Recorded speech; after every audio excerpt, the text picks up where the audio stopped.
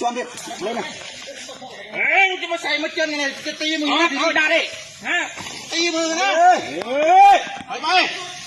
วัดยืดเคลียร์เหมือนฝ่ายใหญ่ดิใหญ่ช่วยเข้าไอ้ก็ไม่ไอ้ดะเราดีเด้อตลอดเบอร์มันเอาดักตอนเราเลยมันเร่ออย่างนั้นก็มันเร่อจะมีจะใหญ่กรมหน่อยอะไรจะมีตัวใหญ่หันกรมใจเด้งดักมีคน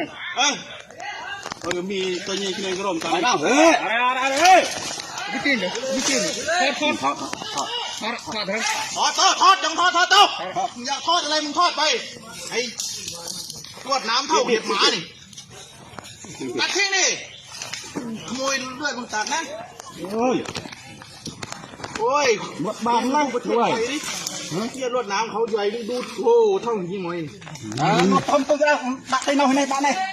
อดยึดเอาไปอะไรบ้างดาวดำมันสวยด้วยเดี๋ยวจะบอก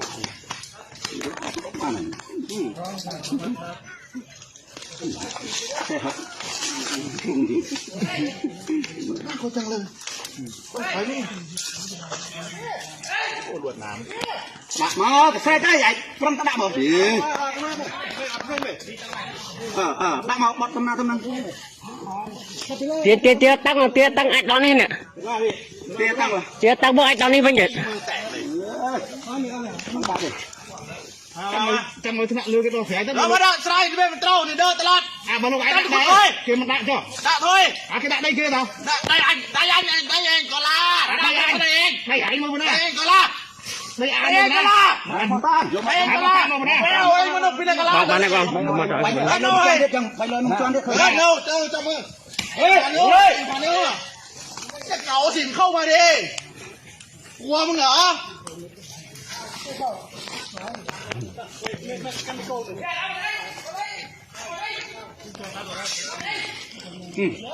ไม่แรงจังไปย้อนให้ขึ้นมาไปย้อนให้ขึ้นเอาออกหรือจะให้เอาออกให้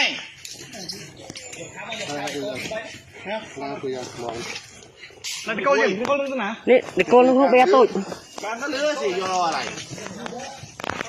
ไว้นั่นได้ขึ้นเฮ้ยมึงตีใส่ที่กูตีมือนะกูบอกเลยเอาทิ้งกระบังเอาทิ้งกระ